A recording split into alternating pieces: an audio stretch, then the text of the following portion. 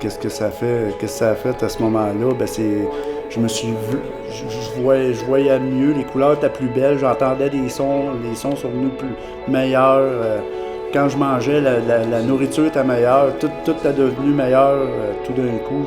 Puis je me suis dit, ça se peut pas que ça serait pas vrai, tu sais, j'ai senti quelque chose, je sais qu'il y a quelque chose. Puis du jour au lendemain, j'ai vraiment été totalement délivré de ces tentations-là. Puis j'avais vraiment un cœur nouveau, puis je me demandais c'est quoi qui s'était passé. Puis on va recommencer.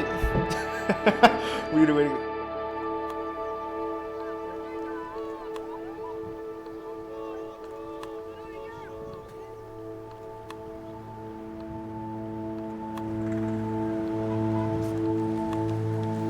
Qu'est-ce qui arrive si Dieu nous demande de tout sacrifier, puis aller ailleurs?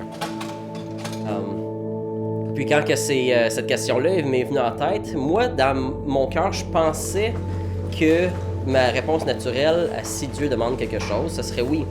Par contre, ce que je me suis surpris à répondre, c'était des réponses qui étaient très humaines.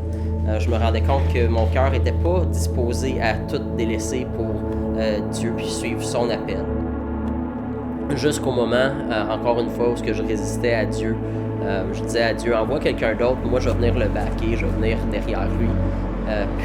Finalement, que le Saint-Esprit presse sur mon cœur de dire non, Marc, tu sais très bien que je t'appelle implanté à Sherbrooke.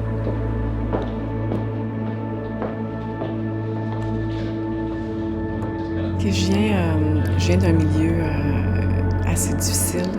Mes parents sont divorcés, j'avais 4 ans. J'ai été pris en charge par ma tante et mon oncle. Les deux étaient alcooliques. J'ai eu une enfance assez rock'n'roll. Et à l'âge de 9 ans, j'ai commencé à regarder de la pornographie. J'étais tellement comme rendu accro que j'étais même plus capable de regarder une fille sans la déshabiller, sans la désirer, sans la...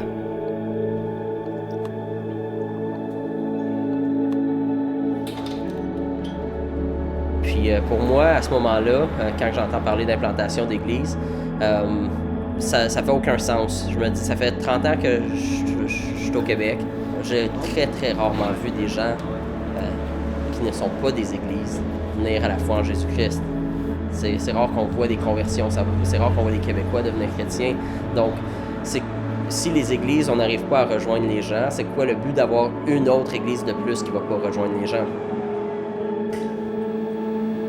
Mais je me dis, bon, ben, Dieu, on dirait que c'est clair que c'est lui qui nous a appelés à sortir d'être dans notre petit job, notre petite routine normale. C'est lui qui est en train de nous appeler à implanter une église. Fait que bon, on est au sommet de juste obéir puis aller de l'avant. Puis Dieu fera bien ce qu'il veut. Puis la façon qu'il a passé à travers ça, c'est...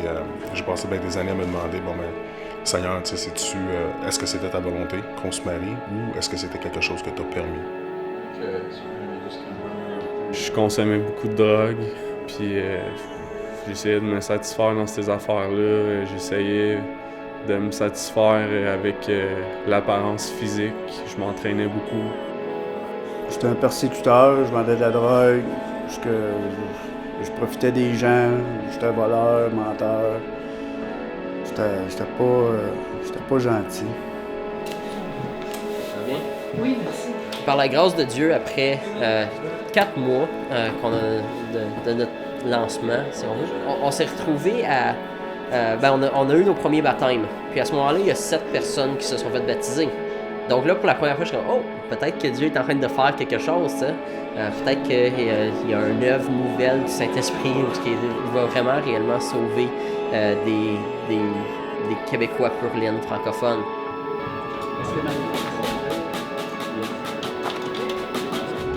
C'est pas un endroit que j'ai fréquenté dans ma vie, les églises, sauf pendant les enterrements ou des mariages, sinon j'y allais jamais. On dirait que cette journée-là, la prêche qu'il avait faite, ça m'avait juste tellement touché. On vient devant toi parce que... J'ai vraiment demandé à Dieu, si Seigneur, vraiment, si tu existes vraiment, si tu peux me délivrer de ça, parce que j'en peux plus.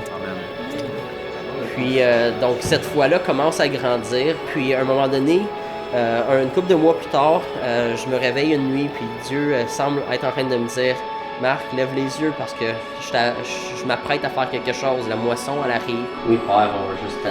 Fait que là, je partage ça avec les autres personnes de l'Église. On commence à prier plus intensément, on commence à jeûner, dire bon, ben Dieu semble être en train de préparer quelque chose. Donc, on va travailler dans ce sens-là, on va prier dans ce sens-là. Seigneur, ce qu'il veut faire avec moi, Seigneur, je me laisse plus simple, ça va parler. Nous ravissant puisse être empêché même d'entrer dans le Canada.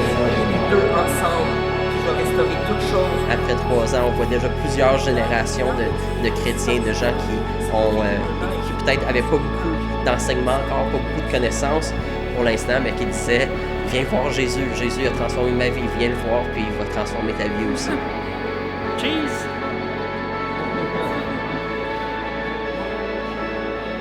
Ce qui a fonctionné avec Jésus, c'est que lui a changé mon cœur. Puis quand mon cœur a changé, c'est mes valeurs qui sont changées. Puis à ce moment-là, quand mes valeurs sont changées, ben ça ne change plus ça après. J'ai rencontré une fille que j'avais rencontrée il y a 4 ans, mais qui est déménagée à Sherbrooke aussi, vraiment dirigée ensemble. Et qu'aujourd'hui, je peux vraiment l'aimer, je peux vraiment aimer cette femme que Dieu a faite. Vraiment d'un amour sincère et non d'un amour qui est juste physique, charnel. Ça fait juste quelques semaines de ça, Nancy m'a dit, ce serait pas, elle dit, les 3 dernières années qu'on a passées ensemble, puis comment c'était difficile, mais dans le fond, c'était une grâce. Tu vas tout abeurer.